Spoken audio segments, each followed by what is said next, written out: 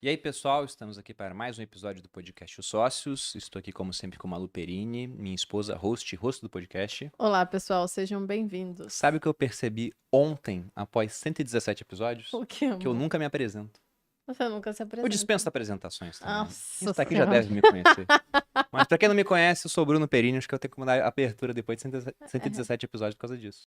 E uma vez foi um aluno que me perguntou, inclusive, falou, nossa, mas eu não entendo uma coisa. Todo mundo sabe que quando você aumenta a Selic, você vai atrapalhar a atividade econômica. E aí fica essa rusga entre governo e Banco Central, porque afinal de contas o governo quer que o país cresça.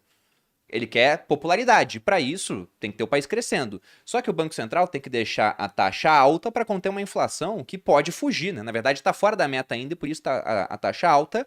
E dependendo do estímulo do governo, 200 bilhões a mais para gastar, pode rapidamente esse excesso de gasto virar inflação. Então, por isso ele deixa a taxa alta. Só que essa taxa alta atrapalha a economia, provoca desemprego. Então, por que o Banco Central aumenta essa taxa, sabendo que vai provocar desemprego e desaceleração, e não simplesmente deixa a taxa mais baixa para conviver com uma inflação mais alta no futuro? Não, perfeito. Por que ele não deixa a taxa baixa, né, para conviver com uma inflação mais alta no futuro? Primeiro que a inflação e a expectativa de inflação é um fator determinante para vários membros, né, da economia tomarem decisão. Então, poxa, pensa no empresário de novo, a Malu, se olha lá e fala o seguinte, vamos fazer o planejamento para os próximos 2, 3, 4, 5 anos, e vê a expectativa de inflação de 10%. Ela fala, poxa, se eu estou tendo um retorno líquido aqui do meu investimento de 12% ao ano, esses 10% disso, em sua totalidade, eles vão ser comidos pela inflação. Então você já vai repensar os seus projetos de investimento. Isso a Malu. 61% de inflação acumulada em 5 anos. Então ela vai ver assim e vai falar, nossa, não dá para investir aqui, vamos comprar Eu dólar. tô bem triste, né? Perfeito. Eu vou sair desse podcast, vou fechar meus negócios. Não. E é isso. Mas é esse ponto, se você tem certeza quanto ao valor do dinheiro no futuro, você começa a ficar cada vez mais conservador e tomando decisões de curto prazo.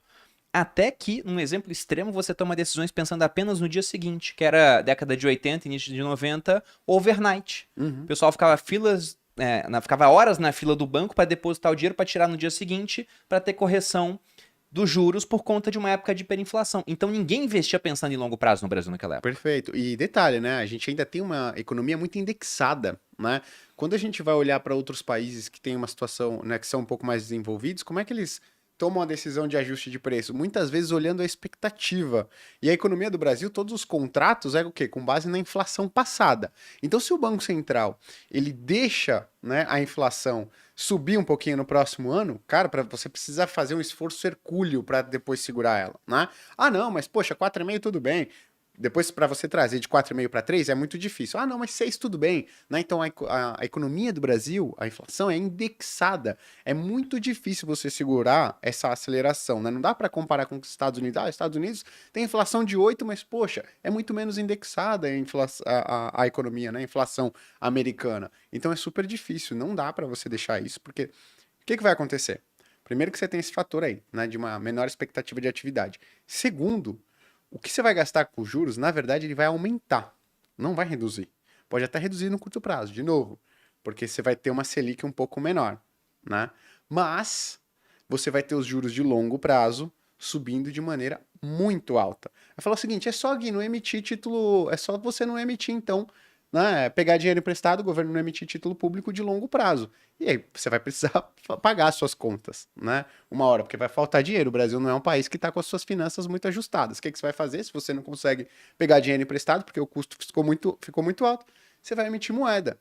E aí você vai ter mais inflação, prejudicando ainda mais a decisão, né? Poxa, dos agentes econômicos. E aí você entra numa espiral, né? Então, assim, não dá para abaixar a Selic, poxa, querendo deixar aí a inflação correr solta por um período, porque o que você pode colher lá na frente, provavelmente vai colher lá na frente, é algo muito ruim. E, de novo, a gente já experimentou. Né? Não é algo que a gente nunca experimentou. Será que é isso mesmo que eles estão falando? A gente já experimentou. Né? Então, será que a gente quer fazer isso de novo? Será que a gente quer ver a atividade econômica estagnada por 10 anos? Será que a gente quer ver a taxa de desemprego voltando para patamares perto de 20% ao ano? Isso é benéfico para a população, para a qualidade de vida? Porque tem um fator, né? As pessoas querem comparar, que falar, mas a inflação na Argentina está em 100% 70% ao ano, 80% ao ano, 100% ao ano, mas a qualidade de vida lá da população é melhor, né? É melhor agora. se você for ver o que está acontecendo nos últimos anos, está se deteriorando muito. Por quê? Porque a inflação está alta e eles estão tendo que fazer um esforço cada vez maior, ano a ano, para trazer isso para baixo. Enquanto você tiver inflação, dificilmente você vai ter melhora nos índices de qualidade de vida. Você vai ter justamente o oposto, uma piora. Não, eu concordo. E assim, fazer as coisas de maneira artificial é sempre muito perigoso. Você entrar nessa espiral inflacionária na Argentina, você vê algumas medidas que vão sendo tomadas como se fosse resolver o problema. Ah, não, tá subindo o preço, então agora eu vou definir o quanto que é o valor que tem que ser praticado no mercado e isso não resolve a coisa. A gente tava até fazendo a brincadeira aqui não dá pra então baixar o juro e tolerar uma inflação? Vamos fazer um exercício, baixa o juro e eu quero eventualmente então comprar uma casa. Aí eu acho, o juro baixou de maneira artificial, agora é o momento de eu financiar. Só que quem te empresta o dinheiro? O banco, ele sabe fazer conta, ele tá vendo essa inflação mais alta, ele sabe que ele vai precisar exigir uma taxa de retorno condizente para te emprestar aquele dinheiro. Então, mesmo que o juro tenha baixado na marra, na hora que eu for tomar um financiamento imobiliário que eu vou pagar ao longo de 20 anos, eu vou pagar uma taxa de juros alta. Então, eu sou muito cético com essas coisas artificiais. Ah, não, baixa ali o juro na caneta, faz ali, define o preço do mercado, porque aí você vai garantir que a cesta de consumo vai ficar controlável. Assim, Baixa a conta de luz, né? Depois a baixa gente lá, vê. exato. Nunca dá certo esse Você tipo vai de Nunca colher, dá coisa. certo. Você vai colher. Em resumo, o que acontece então, pessoal, é o seguinte: subir juros para trazer a inflação para baixo é um processo traumático? É. Diminui a atividade? Diminui. Aumenta o desemprego? Aumenta. Mas quem paga a conta do desemprego são algumas pessoas, é parte da população. Quem paga a conta da inflação é toda a população e principalmente os mais vulneráveis. Porque se o preço das coisas no mercado aumenta 20%, mas tem alguns itens, como carne de carneiro, que cai de preço que não tem demanda, a inflação é 10 na média, vamos colocar assim. Só que o cara pobre está sofrendo com 20% de inflação e não tem nada sendo reajustado pela inflação. Positivamente, que eu digo, a não ser o aluguel dele. Aí toma inflação na cabeça, né? E por isso que a inflação, quando tá muito alta um ano, impacta do ano seguinte, porque tudo é reajustado por essa medida inflacionária. O rico sofre menos, porque primeiro, ele consome muito menos da renda dele, então ele pega esse impacto de preço no mercado somente na parte que ele consome, e no patrimônio ele tem um monte de ativos que vão ser reajustados por inflação. Ele aluga para as pessoas propriedades, tem reajuste de inflação. O terreno fica mais caro por conta de reposição de inflação.